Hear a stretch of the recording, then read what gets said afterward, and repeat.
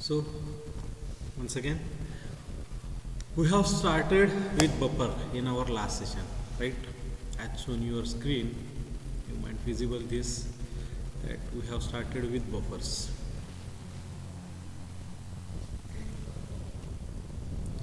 So initially, what we have seen that what our basic meaning of buffer is. That we have seen. Then next, we have seen different types of buffer. How I can bifurcate the buffer into different types.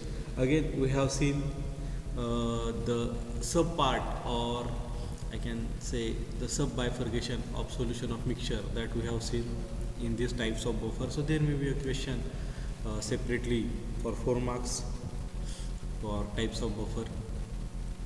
Okay, so in next we have seen in detail acidic buffer, basic buffer. Then we have seen some important properties which is required for the buffer. That in that we have seen the 3 different properties.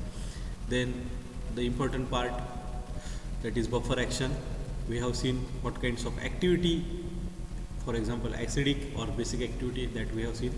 And at the end, the important part of this whole unit, that is Henderson-Hasselbalch equation or buffer equation. We have derived this equation for acidic buffer as well as basic buffer to find out the pH. Okay, so this is the most important part of this for last session. I hope you gone through this and understand the concept of buffers and their equations. Now we will move towards our next session under the same point of buffer. Now we are going to see the buffer capacity. So as you see, the buffer action is quantitatively described by the buffer action. आपण last सेशनमध्ये बघितलं आहे की buffer action बघितलं आहे, त्याच्यामध्ये मी quantitatively buffer action describe करू शकतो. So the magnitude of the resistance of the buffer to the pH is referred as a buffer capacity. म्हणजे मला काय म्हणायचं आहे या ठिकाणी की the magnitude to resist the buffer capacity, म्हणजे एखाद्याची बफर कॅपॅसिटी असेल त्या पर्टिक्युलर सोल्युशनची, तर त्याची रेजिस्ट करण्याची जी कॅपॅसिटी आहे, that is I am saying that buffer capacity. Okay, it is also non as buffer efficiency, buffer index, buffer value. आता हे बऱ्याचशा टर्म्समध्ये आपण मेन्शन करतो. काही ठिकाणी तुम्हाला काही बुक्समध्ये बफर इफिशियन्सी पण भेटून जाईल, काही बफर इंडेक्स पण म्हणलेलं आहे. So author same have buffer व्हॅल्यूसुद्धा म्हटलं आहे ह्यांना. Now we will going to see this is a buffer capacity. याचं सगळ्याचं मिनिंग काय आहे, buffer capacity. As so it is visible in your screen, that is Koppel and Spiro and Van Slyke has introduced the concept of buffer capacity. So these 3 scientists or researchers has brought this concept. So actually definition क्या है? So it is defined as the amount of acid or base that must be added to the buffer to produce a unit change of pH. Means what? Definition एकदम simple आहे. मराठीमध्ये मी तुम्हाला proper explain करून दाखवतो. Alternate definition काय आहे? Practically जर मी definition म्हणायचं झालो, it is defined as a number of moles of acid or base required to added to one of buffer solution to change its pH by 1 unit, and it is denoted by beta is equal to dB by dpH. आता हा buffer capacity मी कसं काढणार आहे? Beta is equal to dP by dpH. इथे तुम्हाला formula दिलेला आहे. ओके, एक्झॅक्टली बफर कॅपॅसिटी म्हणजे काय मला म्हणायचं आहे की एक बफर आहे, ठीक आहे, सिस्टीम आहे, त्याच्यामध्ये एक पर्टिक्युलर pH आहे. फॉर एक्झाम्पल मी इथे कन्सिडर करतो त्याचं pH आहे 6 pH आहे. Okay, so what it indicates the number of moles of an acid or base required to added 1 ml of buffer solution should to change pH by 1 unit. So हे जे मी pH इथे म्हणतो आहे 6 pH आता इथे introduce केलं आहे, तर हे pH एका युनिटने चेंज होण्यासाठी जेवढे मला नंबर ऑफ ॲसिड किंवा नंबर ऑफ बेस जे मला ॲड करायला लागणार आहे ती त्याची बफर कॅपॅसिटी आहे. एकदम सिम्पल आहे. म्हणजे हे pH 1 युनिटने चेंज होण्यासाठी जेवढं मला ॲसिड लागणार आहे, जेवढा मला ॲसिड किंवा जो बेस लागणार आहे, जो कन्सिडर करतो मी इथे, त्याला मी बफर कॅपॅसिटी म्हणतो. एकदम सिम्पल. आता सिम्पलेशनसाठी मी अजून थोडासा फॉर्म्युला डिराईव्ह करतो इथे. The buffer capacity is equal to number of moles of the acid or base added to 1 litre of buffer divided by change in pH. आता बफर कॅपॅसिटी काढण्यासाठी तुम्ही काय करणार की number of moles of acid or base, एका litre बफरमध्ये तुम्ही number of moles ॲसिडचे किंवा बेसचे किती करताय ॲड ते तुम्ही इथे लिहिणार. Okay.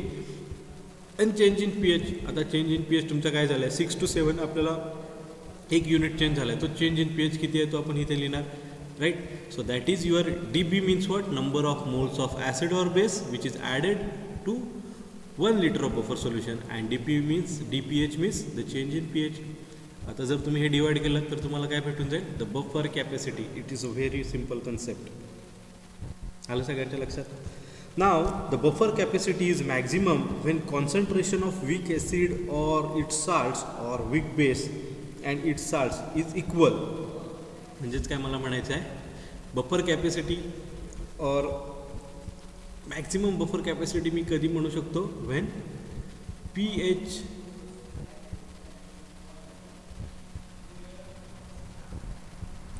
is equal to pKa.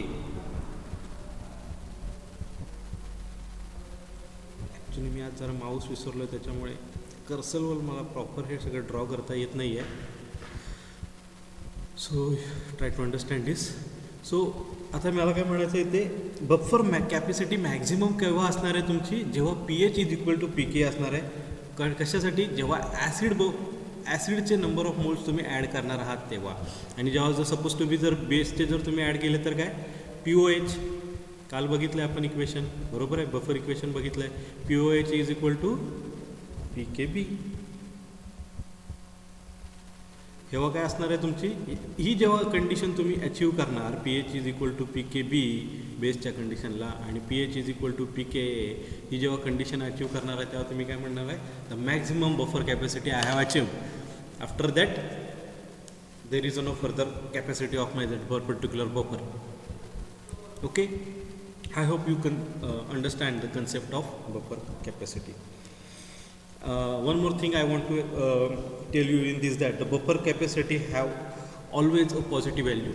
म्हणजे जेव्हा तुम्ही हा फॉर्म्युला इम्प्लिमेंट करणार आहात तिथे बफर कॅपॅसिटीसाठी, तेव्हा ही जी व्हॅल्यू आहे तुमची पॉझिटिव्हमध्येच असणार आहे. जर सपोज तुमची निगेटिव्हमध्ये व्हॅल्यू आली, that means you have done something wrong.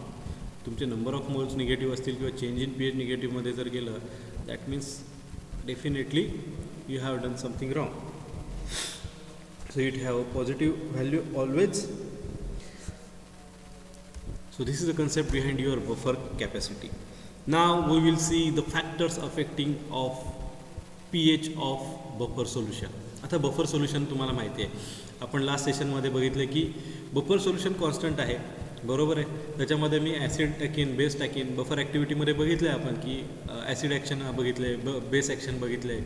तर ह्या दोन्ही चेंज जर स्मॉल क्वांटिटीमध्ये जर मी ॲड केला तरी बफर सोल्युशनमध्ये माझ्या काहीच चेंज होत नाही, pH चेंज होत नाही. ओके. पण माझं बफर सोल्युशन ऑलवेज कॉन्स्टंट राहणार आहे का? Definitely not.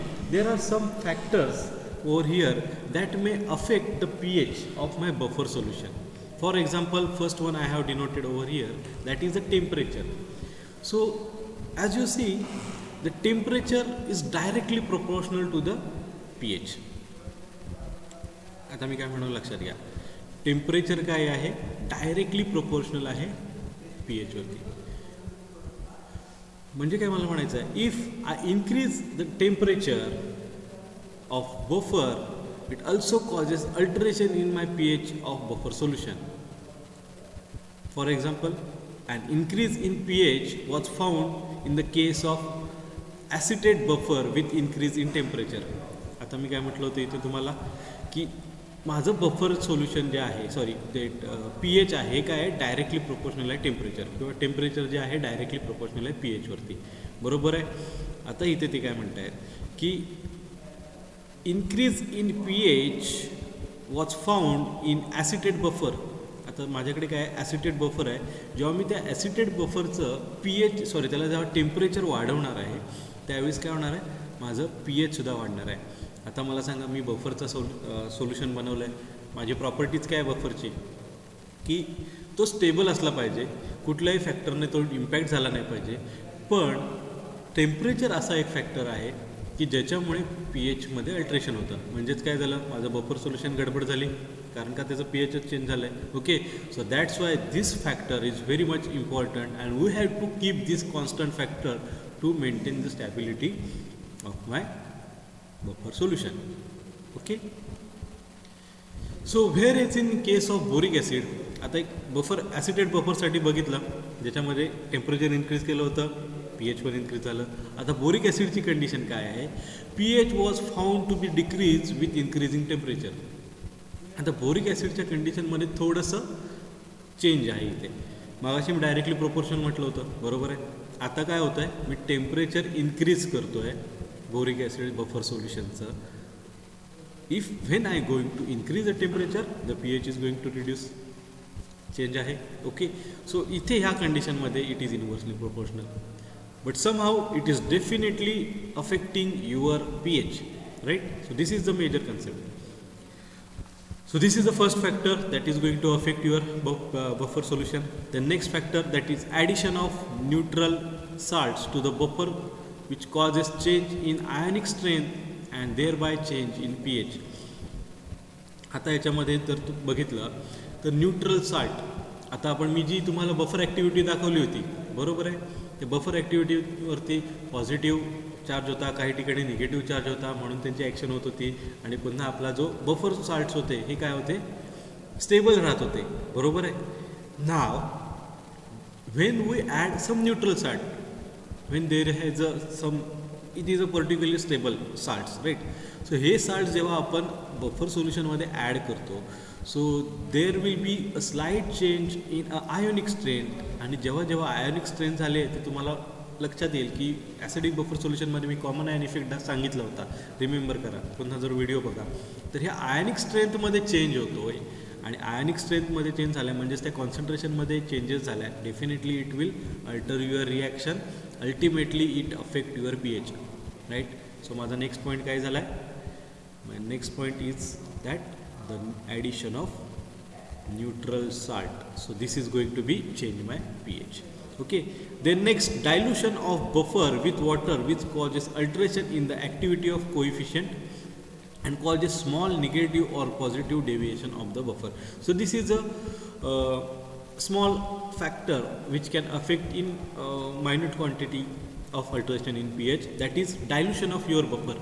आता बफरचं कॉन्सन्ट्रेशनच जर आपण डायल्यूट केलं तर काय होणार आहे, that will alter the activity coefficient.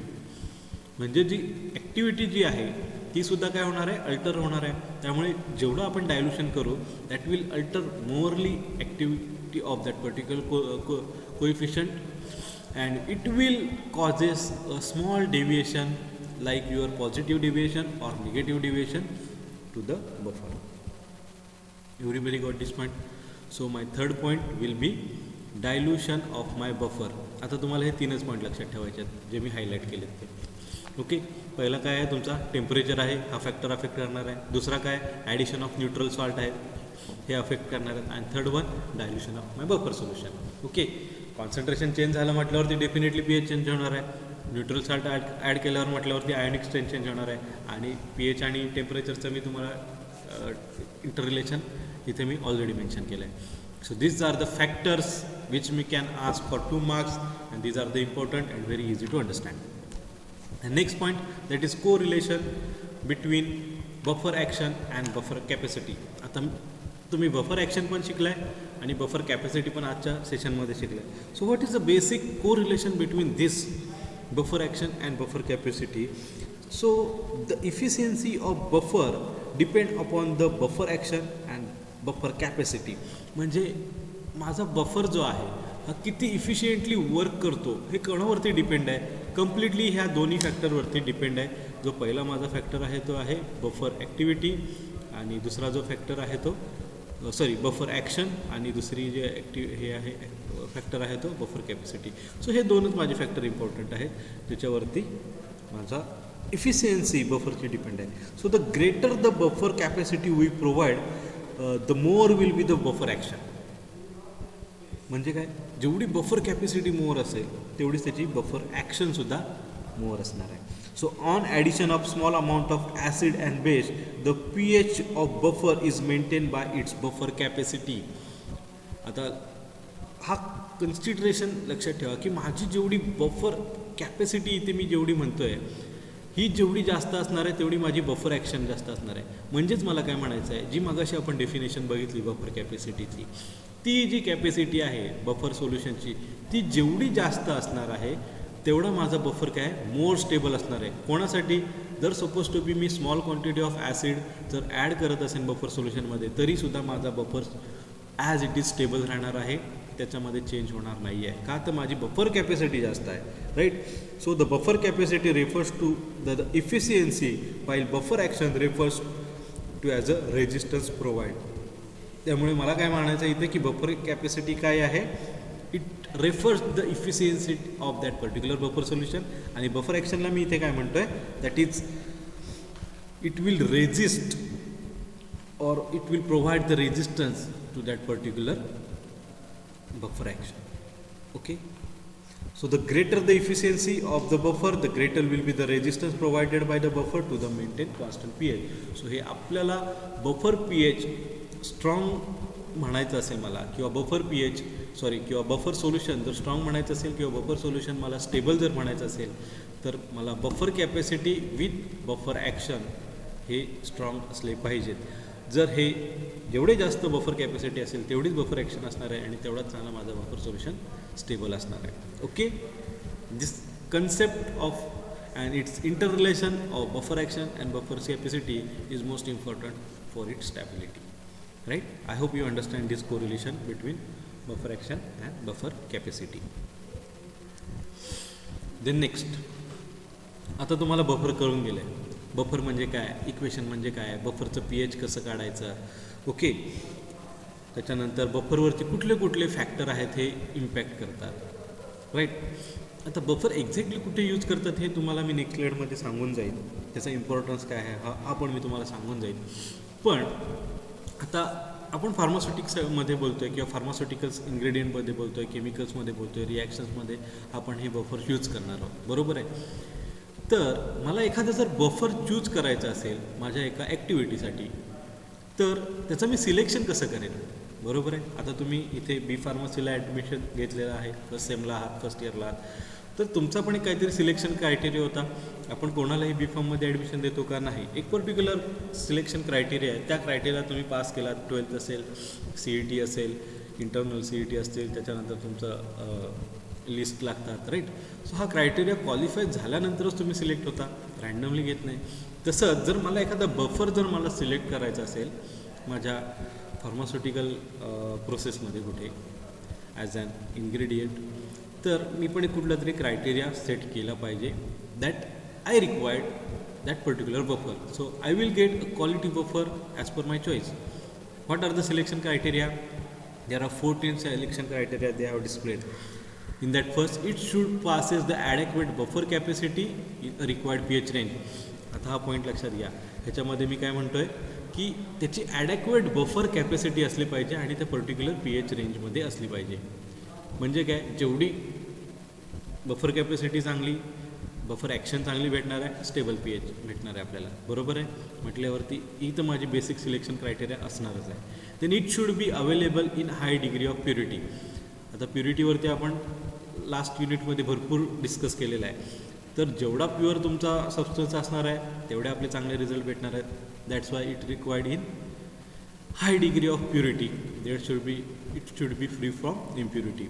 Now everyone knows that 100% pure it will difficult, but we can maintain that impurity to achieve high degree of purity. Right. Then it should be water soluble and impermeable to biological membranes.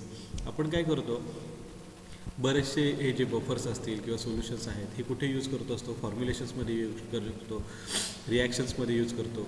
So जेव्हा जेव्हा आपण फॉर्म्युलेशन्समध्ये जेव्हा हे असे solution एखाद्या वेळेस use करत असतो तर ॲक्च्युली ॲक्टिव्हिटी आपल्याला कुठे मिळवायची आहे. एखादं मेडिसिन जेव्हा आपण बॉडीमध्ये घेतो त्यावेळेस आपली काय झाली पाहिजे, ती ॲक्टिव्हिटी प्रोड्यूस झाली पाहिजे. त्याच्यासाठी त्यांना बरेचसे बायोलॉजिकल मेम्ब्रेन्स असतील, टिश्यूज असतील तुमच्या बॉडीमध्ये, इथून ते काय झाले पाहिजेत, परमिएबल झाले पाहिजेत, म्हणजे काय रिलोकेट झाले पाहिजेत, तरच आपल्याला डिझायर्ड थेरॉपेटिक इफेक्ट भेटणार आहे. आता थोडे हे कन्सेप्ट डीपमध्ये जाण्याची गरज आहे, पण तुम्हाला हळूहळू हे कन्सेप्ट पुढे फ्युचर सिलेबसमध्ये येऊन जातील की what is biological membrane. I hope it is covered in 12th as well. So हे जे कन्सेप्ट आहेत बायोलॉजिकल मेम्ब्रेन, त्याची परमिएबिलिटी, तर किंवा जर water soluble, everyone knows that in our body 70% is water. So हे जर बफर आहे ते ऑलरेडी जर वॉटर सोल्युबल आपण जास्तीत जास्त यूज केले, त्यांची परमिएबिलिटी चांगली असेल, तर हे आपल्या जेव्हा बॉडीमध्ये जेव्हा यूज करणार आहोत आपण, तेव्हा काय भेटणार आहे आपल्याला, ॲक्टिव्हिटी लगेच भेटणार आहे. ओके, त्याच्यासाठी आपल्याला वेगळी टेक्निक यूज करायला लागणार नाही आहे सोल्युबिलिटीसाठी, परमिएबिलिटीसाठी, राईट. सो हे इझिली ॲडॉप्ट होतील आपल्या बॉडीमध्ये. That's why I am putting this is as a selection criteria. जर ते ऑलरेडी वॉटर सोल्युबल आणि परमिएबिलिटी जर शो करत असतील, it will very grateful to me to choose as a buffer. Then next, it is enzymatically and hydrolytically stable. आता enzymatically आणि हायड्रोलायटिकली स्टेबलचा संबंध काय म्हणाल तुम्ही.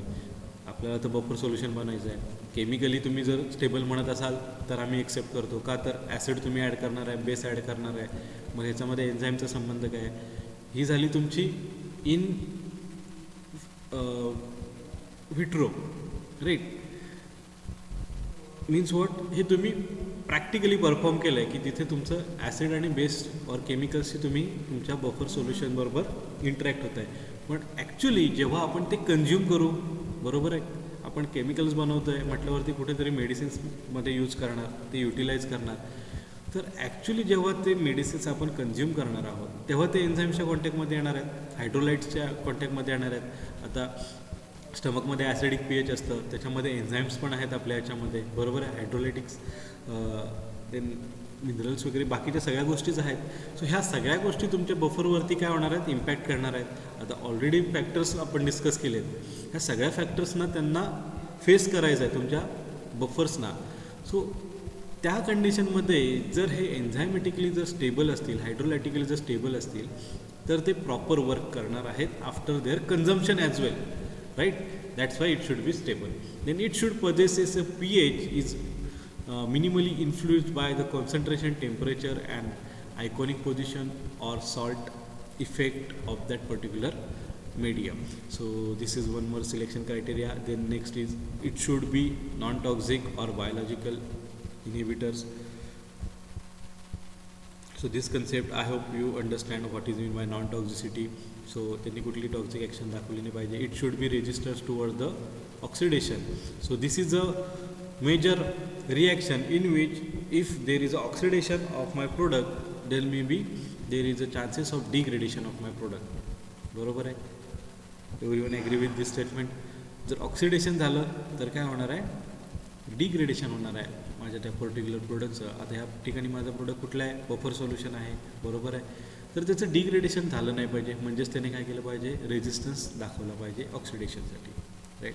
Then it should only form complex with soluble cation.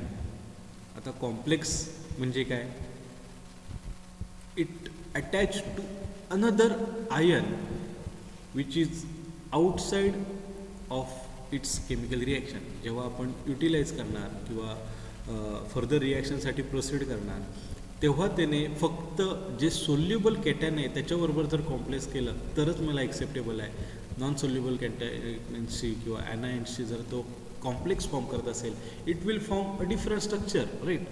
So it will alters its particular reaction, and if it alters the particular reaction that means it alters its form and it will alter the pH and it becomes unstable. So that I don't want. So I want is that it can only form complex with soluble cation. That it should not absorb light and visible rays or UV regions. This point is very simple, you may understand. So it should not participate in any kind of redox reaction which will alters its formations. Then it should not form complex with API. What is API? That is active pharmaceutical ingredient. आता याच्यामध्ये मला काय म्हणायचं की API जो आहे माझा active pharmaceutical ingredient, जो मी मेन ड्रग, आपण पहिल्या लेक्चरमध्ये बघितलं होतं की ड्रग म्हणजे काय, API म्हणजे काय, बरोबर आहे. तर हे जे मी बफर सोल्युशन आहे हे मी काय करणार आहे, ॲड करणार आहे, बरोबर आहे. कुठे ॲड करणार आहे, ॲक्टिव्ह फार्मास्युटिकल इन्ग्रेडियंट सोबत ॲड करणार आहे आणि एक फॉर्म्युलेशन प्रिपेअर करणार आहे. सो मी ॲडिटिव्ह जे मी म्हणतो आहे किंवा जे एक्सिपियंट्स म्हणतो आहे त्याच्यामध्ये माझं बफर सोल्युशन हा एक्सिपियंटमध्ये आला आणि हे जे सगळे एक्सिपियंट्स आहेत ह्यांनी माझ्या API बरोबर कुठलाही कॉम्प्लेक्स फॉर्म केला नाही पाहिजे. API ॲज इट इज राहिला पाहिजे, कारण त्याला थेरॅप्युटिक ॲक्टिव्हिटी प्रोड्यूस करायची, बरोबर आहे. जर त्याने कॉम्प्लेक्स फॉर्म केला तर काय होणार आहे, API can not show or efficiently can not show its therapeutic activity and it will lack in this process. So हा इथे मेजर प्रॉब्लेम होऊ शकतो. This is the next selection criteria for buffer solution. Then next, it should not affect the solubility of other ingredient. म्हणजेच काय मला म्हणायचं आहे की मी जर बफर सोल्युशन कुठेही यूज करत असेल तर तो बाकीच्यांच्या सोल्युबिलिटी पॅरामीटर असतील किंवा दुसरे कुठलेही पॅरामीटर्स असतील, फिजिकल पॅरामीटर असतील, केमिकल पॅरामीटर असतील, यांच्यावरती त्याने अफेक्ट केला नाही पाहिजे. त्याने स्वतः बफर सोल्युशनचं जे त्याला वर्क दिलं आहे तेवढंच त्याने केलं पाहिजे त्या सिस्टीममध्ये. Next, it should be safe and should not interfere in the pharmacological action of active ingredient. जसं इथे मी तुम्हाला सांगितलं 11th पॉईंट जर तुम्ही बघत असाल तर त्याने APIशी कोणताही कॉम्प्लेक्स क्रिएट करायचं नाही. आता APIशी कॉम्प्लेक्स क्रिएट करायचं नाही म्हणजे काय, त्याने फार्माकोलॉजिकल इंटरफेरन्स करायचा नाही आहे. मी ज्या मोटोने हा मेडिसिन बनवला आहे, ज्या पर्टिक्युलर डिसीजसाठी हा मेडिसिन बनवला आहे, त्याच्यामध्ये जर मी बफर सोल्युशन यूज करत असेल तर ती जी फार्माकोलॉजिकल ॲक्टिव्हिटी आहे म्हणजे त्या APIची त्या पर्टिक्युलर डिसीजवरती, तर त्या ॲक्टिव्हिटीवरती माझ्या त्या पर्टिक्युलर बफर सोल्युशनने काही इंटरफेरन्स दाखवायचा नाही आहे. Okay, and after that it should be the safe for consumption. So these are my next selection criteria. And final one, the buffer action should be good. हा तर सगळ्यात इम्पॉर्टंट पॉईंट आहे, का तर त्याची बफर ॲक्शनच पहिल्यांदा जरी गुड असेल तरच आपण त्याला यूज करणार आहे. आता हे 1 to 13 सगळे सॅटिस्फाईड करतो आहे तो पर्टिक्युलर बफर, पण तो बफर ॲक्शनच जर शो करत नसेल तर बफर सोल्युशन म्हणून आपण घेणार आहे का? Definitely not, right. So this is a 4th point, that along with this it should be a good buffer, right. So these are the some selection criterias for buffer for use in biological research or I can say in pharmaceuticals. So कुठेही तुम्ही use करा, biological रिसर्चमध्ये use करा एखादा buffer किंवा particularly फार्मास्युटिकल्समध्ये use करा, तर आपल्याला हा सिलेक्शन क्रायटेरिया त्या बफरसाठी ठेवायचा आहे. After I achieve all these or most of these,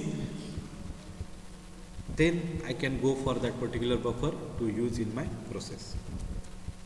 Then next, sorry, importance of buffer solutions. So as you seen on your screen, so there are 4 importance of buffer solution I have displayed. So first one, that is in biological process, second one in industrial process, the third one in analytical chemistry, and fourth one that is bacteriological research. आता majorly buffer solution हे काय आपण ह्या 4 प्रोसेसमध्ये use करतो. Okay, तर ह्या प्रत्येक प्रोसेसमध्ये आपल्या बफरचा रोल काय आहे किंवा इम्पॉर्टन्स काय आहे हे आपण इथे बघूया. I will take first, that is in biological process. The pH of blood is maintain almost constant at about 7.4. So in spite of various acid and base that producing reaction which are going into our body, right?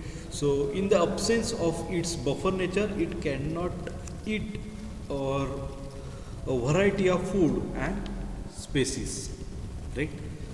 So the buffer action is due to the presence of some kinds of carbonic acid like I can say H2CO3, that is your carbonic acid, or bicarbonate ion, that is HCO3 minus, and carbon dioxide, that is CO2, in the blood. So as you know that our pH is what? Blood pH 7.4 approximately. So if you want to maintain that particular pH, if there is a vast difference in my pH, blood pH, and my particular formulation, so it is difficult task for the permeability. So इथे pH जो difference आहे इथे majorly observe होऊ शकतो.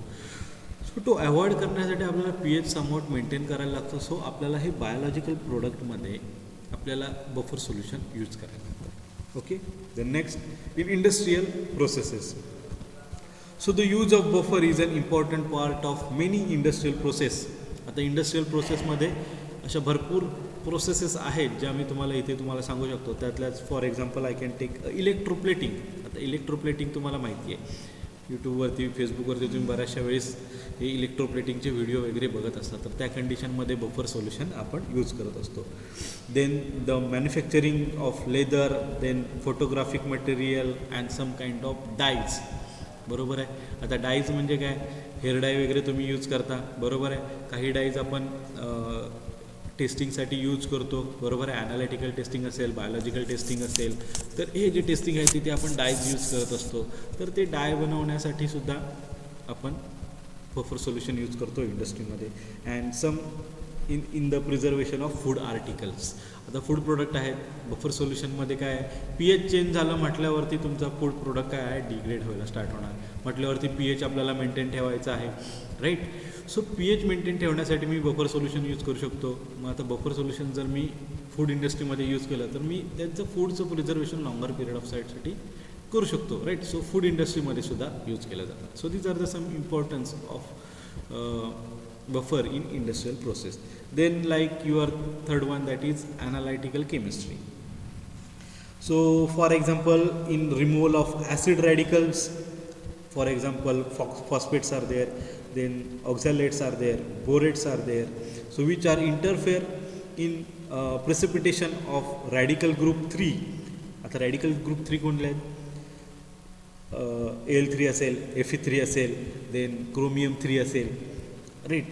So that is Cr3 positive. हे जे याच्यावरती सगळ्यांवरती positive charge आहे जर तुम्ही बघितलात तर ह्यांचे जे प्रेसिपिटेशन आहे that should be make interference. So त्याच्यासाठी आपण जेव्हा साल्ट ॲनालिसिस करतो त्यावेळेस हे आपण बफर सोल्युशन यूज करत असतो. That these are the radical group of 3. Then titrations तुम्ही बघितलेत. फॉर एक्झाम्पल कॉम्प्लेक्सोमेट्रिक टायट्रेशन असेल किंवा मेटल आयन विथ EDTA असेल, that is ethylene diamine tetraacetate जर एक्झाम्पल म्हणून मी घेतलं इथे तर त्याचं असेल. तर ह्या टायट्रेशन्समध्ये जर तुम्ही बघितलं तर आपण बफर सोल्युशन यूज केलं आहे, right. Then next the calibration of pH. आता जेव्हा तुम्ही थर्ड इयरला वगैरे जाणार तेव्हा तुम्हाला हा पॉईंट येऊन जाईल. कॅलिब्रेशन म्हणजे काय, व्हॅलिडेशन म्हणजे काय. ओके, आता कॅलिब्रेशन म्हणजे मी तुम्हाला एक शॉर्टमध्ये इथे लगेच सांगून देतो की एखादं मशीन प्रॉपर वर्किंग करतं आहे की नाही करतं आहे ह्याला मी काय म्हणतो? कॅलिब्रेशन करतो. फॉर एक्झाम्पल चला इथे पटकन एक्झाम्पल देतो. तुमचा फॅन, तुमच्या प्रत्येकाच्या डोक्यावरती एक सिलिंग फॅन आहे, बरोबर आहे. तर त्याचं काय कॅलिब्रेशन म्हणजे काय? तुमच्यातला 5 स्टेजेस आहेत किंवा गिअर्स आहेत मी म्हणेन. पहिला गिअर असेल, दुसरा, तिसरा, चौथा, 5वा. तर पहिल्या गिअरवरती त्याचं किती स्पीड आहे म्हणजेच काय त्याचे RPM किती आहे हे तुम्ही कॅल्क्युलेट करणार. दुसऱ्या गिअरवरती, तिसऱ्या गिअरवरती, 5व्या गिअरवरती किती फास्ट फिरतो आहे हे तुम्ही व्हेरीफाय करणार, बरोबर आहे. आता समजा जर तुम्ही 5th गिअरवरती तुम्ही जर तो फॅन फिरवत असाल आणि त्याचा स्पीड एकदम स्लो असेल म्हणजे काय तर त्याचं कॅलिब्रेशन फेल आहे. का तर 5व्या गिअरवरती त्याचा हायेस्ट स्पीड पाहिजे, बरोबर आहे. तर तो होत नाही आहे. आता मी जर म्हणेन की 5व्या गिअरवरती त्याचा 10,000 RPM पाहिजे आणि जर तो मला भेटत असेल तर मी एक्सेप्ट करतो. 4th गिअरवरती त्याचा 8,000 RPM पाहिजे तर मी एक्सेप्ट करतो. सो हा एक माझा कॅलिब्रेशन झालं, बरोबर आहे. त्याच पद्धतीमध्ये pH मीटर सगळ्यांना माहिती असेल, कदाचित तुम्ही बघितलं असेल, यूज केला असेल 12thला वगैरे, ॲनालिटिकल लॅबमध्ये तुम्ही बघितलं असाल. ओके, तर त्या pHचं आपला pHचा जो इलेक्ट्रोड आहे हा प्रॉपरली वर्किंग करतोय की नाही हा आपल्याला डेली बेसिसवरती कॅलिब्रेट करायला लागतो. बरोबर आहे. जसं आपण फॅन कॅलिब्रेट केला आता तसं pH पण कॅलिब्रेट करायला लागतं. तर त्याच्यासाठी बफर सोल्युशन मला लागतात. आता बफर सोल्युशन आहे म्हणजे काय, त्याचं pH स्टेबल आहे. बरोबर आहे. समजा मी बफर सोल्युशन 4.8साठी बनवलं, माझे सगळे बफर इक्वेशन, बफर कॅपॅसिटी हे सगळे जे फॉर्म्युलेज यूज करून मी परफेक्ट बफर pH बनवलं 4.8. आता हे लॉंगर पिरियड टाईमसाठी 4.8 माझं pH राहणार आहे. तो बिकर मी घेणार, मला माहिती आहे की ह्याचं 4.8 pH आहे. मी काय करणार, तो इलेक्ट्रोड आहे तो माझ्या बफर सोल्युशनमध्ये पुट करणार. आता जर त्या इलेक्ट्रोडने आणि त्या pH मीटरने जर 4.8 जर pH दाखवलं, दॅट मीन्स व्हॉट, तो इलेक्ट्रोड प्रॉपर वर्किंग करतो आहे. का तर मला माहिती आहे माझं बफर सोल्युशन 4.8चं आहे. तर ते pH मीटरला मला कॅलिब्रेट करण्यासाठी बफर सोल्युशनचा यूज होतो. Okay. And this is most important concept. तुम्ही म्हणाल हा एकदम सोपा कन्सेप्ट आहे calibration. No, it is a very vast concept in pharma industry.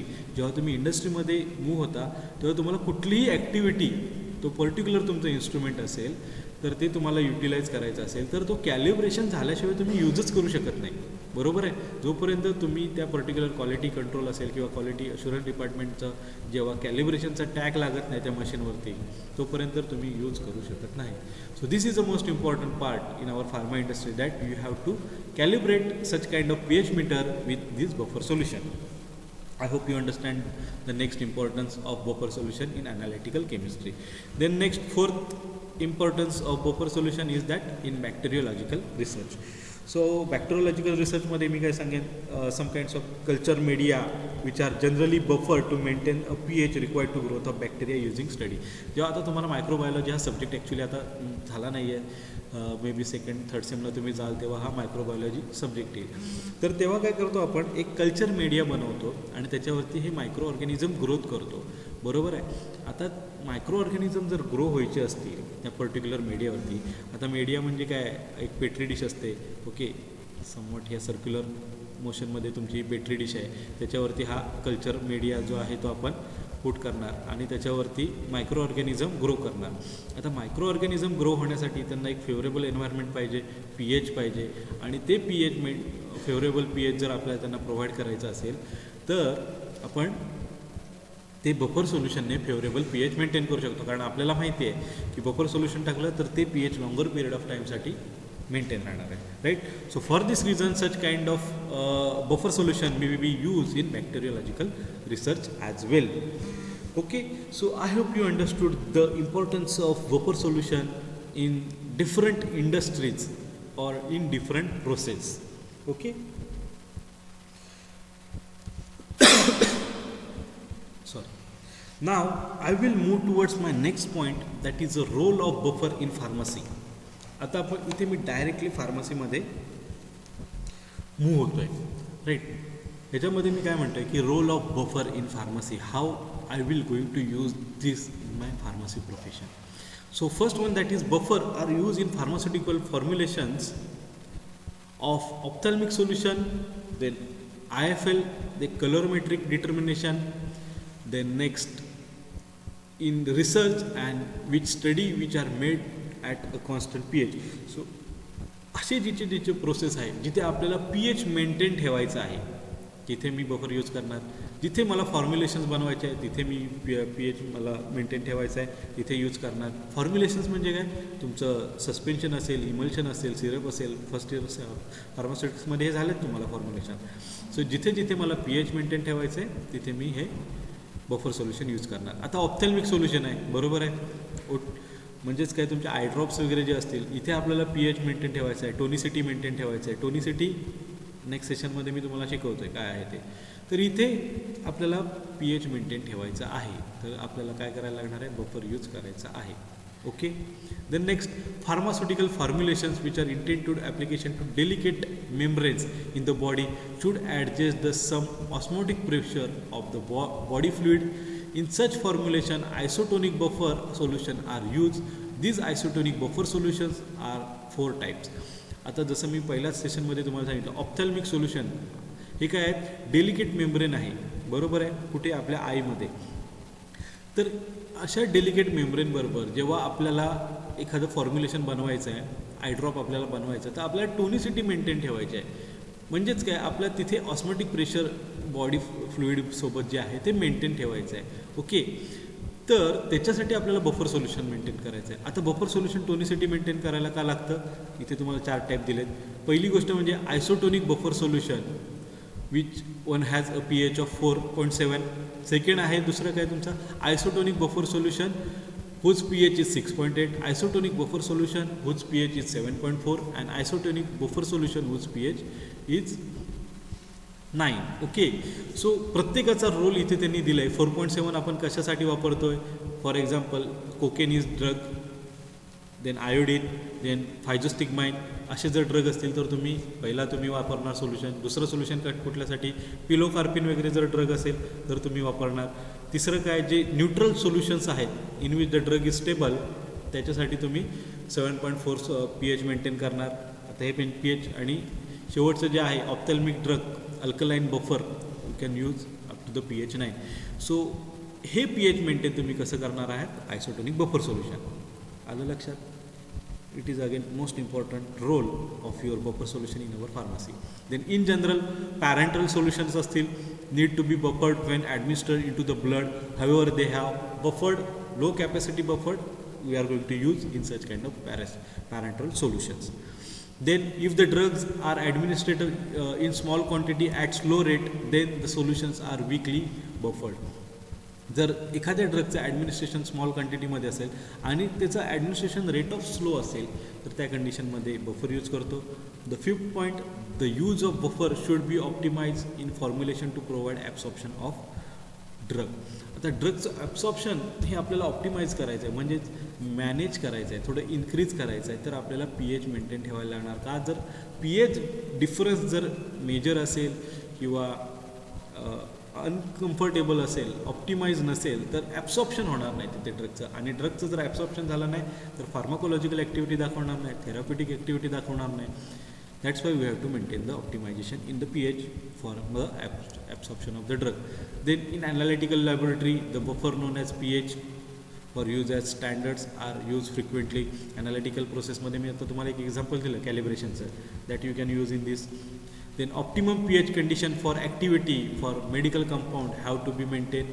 For example, buffering methanamine with sodium hydrogen phosphate, sodium dihydrogen phosphate. Then adjustment of pH of sodium hypochlorite.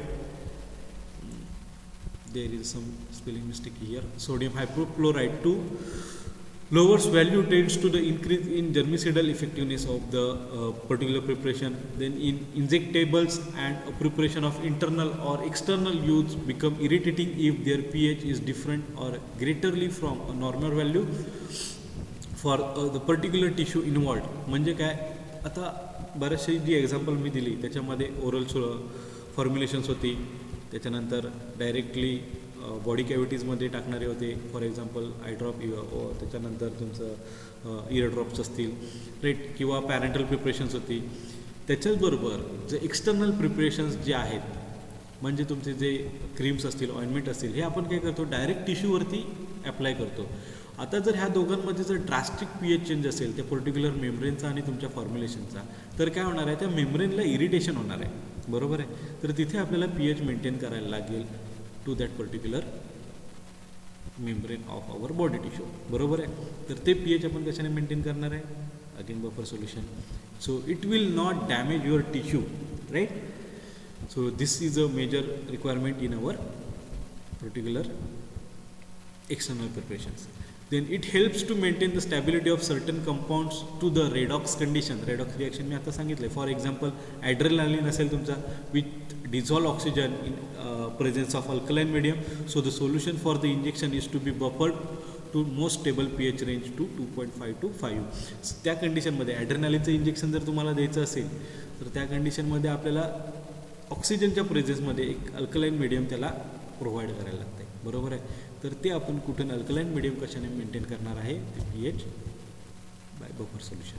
In colours of many neutral dyes present in a fluid that extract of certain synthetic drug has been found to be pH dependent. For example, the red color of the cherry the raspberry syrup has been maintained at acidic pH which becomes pale yellow to nearless colorless to alkaline pH.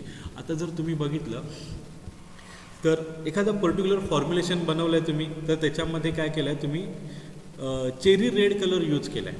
Simple syrup असेल तुमचं, एखादं syrup असेल त्याच्यामध्ये तुम्ही red colour तुम्हाला त्या फॉर्म्युलेशनला पाहिजे. आता तर त्या फॉर्म्युलेशनमध्ये तो रेड कलर कधी दाखवणार आहे, जोपर्यंत तो ॲसिडिक कंडिशनमध्ये आहे. आता जर त्याचं अल्कलाईन पीएच झालं, पीएच जर इन्क्रीज झालं तर तो पेल येल्लो होतो, बरोबर आहे. And that is not expected from that particular formulation. So ते मेंटेन ठेवण्यासाठी मला काय करायला लागेल, हे त्यांचा जो कलर आहे हा मेंटेन ठेवायला लागेल, पीएच मेंटेन ठेवायला लागेल, बरोबर आहे. And that I can achieve with the help of buffer solution. So these are the almost 10 roles of the buffer in our pharmaceutical industry. ह्याच्या व्यतिरिक्त पण बरेचसे आहेत, but these are the sufficient at this stage. So the buffers in pharmaceutical industry, these are the some standard buffer and actual pharmaceutical buffer. आता standard buffer म्हणजे काय मी इथे म्हणतोय. So these are designed to provide a solution having a pH for analytical purpose towards its quality assurance. And actual pharmaceutical buffer, these are designed to maintain pH limit in pharmaceutical preparation. Okay, so this is the basic difference between the standard buffer system and actual buffer system. Okay, the next my point is that some are the official buffer. आता इथे तुम्हाला मी 7 buffer दिलेत. हे majorly आपण फार्मास्युटिकल्समध्ये use करतो. पहिला आहे तुमचा boric acid and potassium chloride, that is 0.2 molar. हा तुमचा बफर आहे. आता हा मी कसा बनवणार आहे, I will dissolve 12.366 gram of boric acid and 14.911 gram of potassium chloride in water to dilute with water to 1000 ml. एकदम सिंपल प्रोसेस आहे. मी काय करणार आहे, बोरिक ॲसिड घेणार आहे 12.336 ग्रॅम आणि पोटॅशियम क्लोराईड घेणार आहे 14.911 ग्रॅम आणि काय करणार आहे, त्याला 1000 ml साठी मी डिझॉल्व करणार आहे. ओके, हे दोन इन्ग्रेडियंट बनवले तर माझा काय बनणार आहे, 0.2 molar boric acid and potassium chloride हा बफर बनणार आहे. Okay, so that can I will achieve और यूज. असेच बरेचसे एक्झाम्पल्स तुम्हाला दिलेत. प्रत्येक एक्झाम्पल मी इथे वाचून दाखवत नाही, नोट्स तुम्हाला प्रोव्हाइड करेन, त्याच्यामध्ये तुम्ही डिटेलमध्ये जा की बफर कसे बनवतात. ओके, त्याच्यामध्ये तुमचा सोडियम हायड्रोजन फॉस्फेट आहे 0.2 मोलार, हायड्रोक्लोरिक ॲसिड 0.2 मोलार आहे, potassium chloride 0.2 molar, then potassium dihydrogen phosphate 0.2 molar, potassium hydrogen phthalate 0.2 molar, and final one sodium hydroxide 0.2 molar. So these are the some official buffers as per your monograph and which are mostly used in our pharmaceuticals, right? So these are the buffer with their methods to prepare, right? Now जसं इथे तुम्हाला मी सांगितलं की methods to prepare, तर same फॉर्ममध्ये आपण buffers कसे बनवतो इथे तुम्हाला इथे दिलेलं आहे. These are the preparation of buffer. So a buffer system is a solution to which it is possible to add either hydrogen ion or hydroxide ion without greatly affecting the pH of solution. आता आपण कसं बनवतो आहे buffer solution, त्याच्यामध्ये hydrogen ion किंवा hydroxide ion हे pH alter न करता ॲड करतो. That is the first step of your buffer. Then buffer system usually consists of a weak base and it start with strong acid. आठवतंय ही कुठेतरी आपण वाचलंय, टाइप्स बघितले होते ॲसिडिक बफर आणि बेसिक बफर. रिमेंबर करा लास्ट सेशन, पहिलं session जे आपण बघितलं होतं टाइप्स ऑफ बफरमध्ये, त्याच्यामध्ये बघितलं आहे बफर सिस्टीम कशी आहे, एकतर ॲसिडिक बफर किंवा बेसिक बफर, राईट. सो त्याच्यामध्ये आपण काय बघतो, weak base with it salt and strong acid, म्हणजे काय आपला आहे बेसिक बफर झाला. Weak acid with it salts and strong base, हा काय झाला आपला ॲसिडिक बफर झाला, राईट. त्या पद्धतीत आपण चूज करणार आहे with maintaining the hydrogen ion and hydroxide ion. The standard buffer solution ranging it is pH from 1.2 to 10.